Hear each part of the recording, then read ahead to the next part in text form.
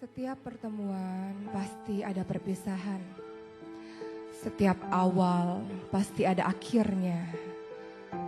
Dan setiap permulaan kisah pasti ada penutupnya. Rasulullah Shallallahu Alaihi Wasallam diberikan tugas oleh Allah Subhanahu Wa Taala sebagai perantara hidayah untuk umat-umatnya agar mereka menyembah Allah Subhanahu Wa Taala. Dan begitu selesai tugas itu, tentu Rasul akan kembali lagi kepada Allah Subhanahu wa Ta'ala. Dalam sebuah haji wada yang diikuti oleh sekitar 100.000 bahkan lebih dari orang-orang Muslim, Rasulullah Shallallahu Alaihi Wasallam di tahun 10 Hijriah itu menyampaikan khutbah demi khutbahnya. Dan suatu ketika Rasul bertanya kepada sahabat-sahabatnya, kalau kalian kelak ditanya oleh Allah tentang aku, maka apa jawaban kalian? Sahabat Nabi menjawab, wahai Rasul, engkau adalah orang yang telah memberikan risalah, amanah dan senantiasa menasihati kami. Maka Rasul katakan, wahai Allah, saksikan wahai Allah, saksikan wahai Allah, saksikan wahai Allah. Begitu kata Rasulullah Sallallahu Alaihi Wasallam. Tahun terus berganti. Di tanggal atau di tahun 11 Hijriah, Rasulullah Shallallahu Alaihi Wasallam menderita sakit panas. Sakit akibat diracuni oleh orang Yahudi, seorang wanita Yahudi di tahun 7 Hijriah pada saat perang Khaybar. Seorang wanita tersebut menaburkan racun di daging yang dimakan oleh Rasulullah.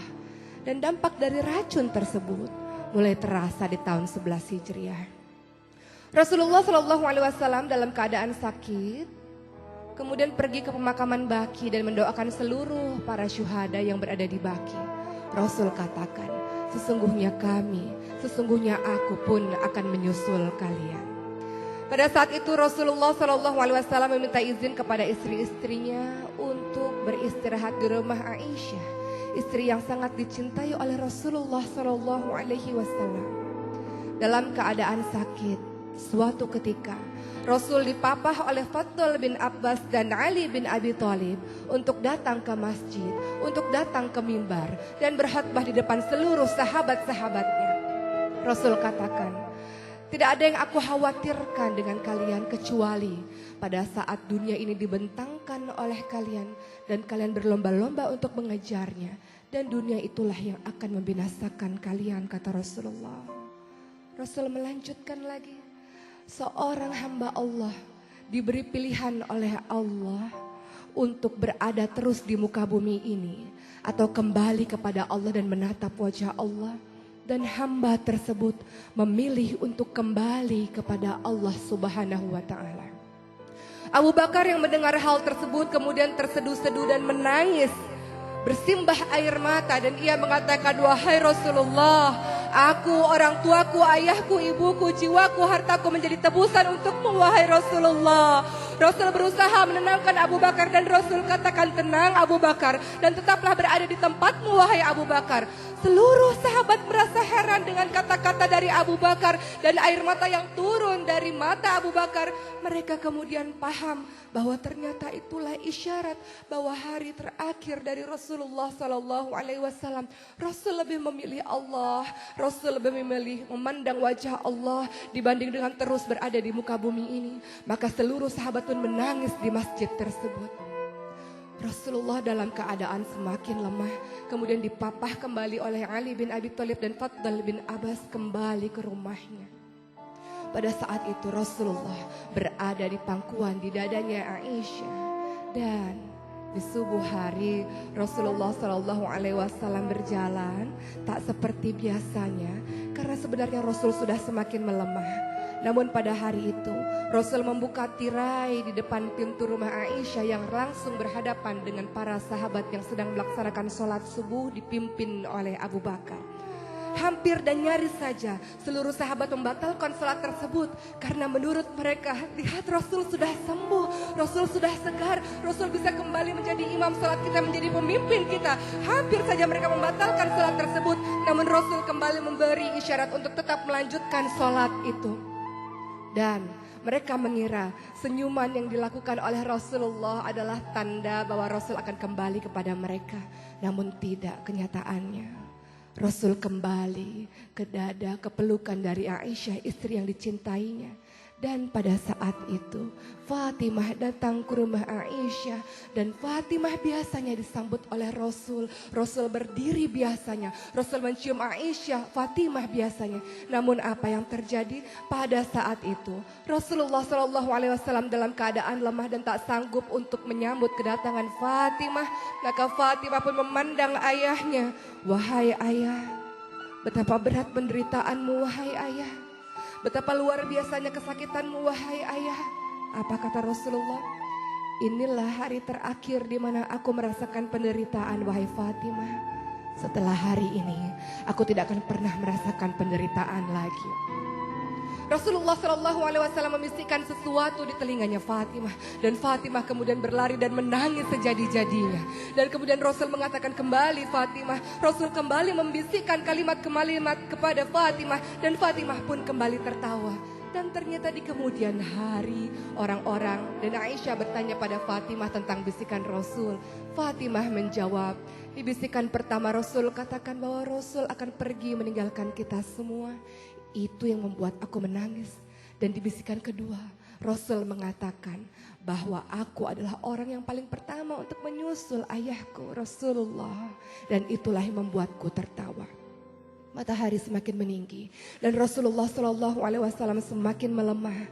Pada suatu ketika ada seseorang mengetuk pintu rumah Rasulullah SAW. Dan Fatimah membuka pintu rumah tersebut dan mengatakan, untuk apa engkau datang kemari? Ayahku sedang sakit. Orang tersebut mengatakan, tidak, aku harus bertemu dengan ayahmu. Untuk apa? Ayahku sedang sakit. Fatimah menutup pintu rumah itu dan Rasulullah memanggil Fatimah dengan mengatakan, Fatimah, dialah malaikat maut Fatimah. Dialah yang memutuskan kebahagiaan sementara wahai Fatimah. Dia yang akan bertemu denganku wahai Fatimah. Inilah hari terakhirku wahai Fatimah. Dan Fatimah tidak lagi mampu membendung air matanya. Ia paham bahwa ini adalah detik-detik wafatnya Rasulullah SAW. Dalam keadaan lemah, malaikat maut menjumpai Rasulullah SAW. Rasul bertanya di mana malaikat Jibril, dan malaikat Jibril pun datang menjumpai Rasulullah. Rasul bertanya, apa hakku di hadapan Allah Subhanahu wa taala wahai malaikat Jibril? Malaikat Jibril menjawab bahwa Allah Subhanahu wa taala telah menantimu di surga.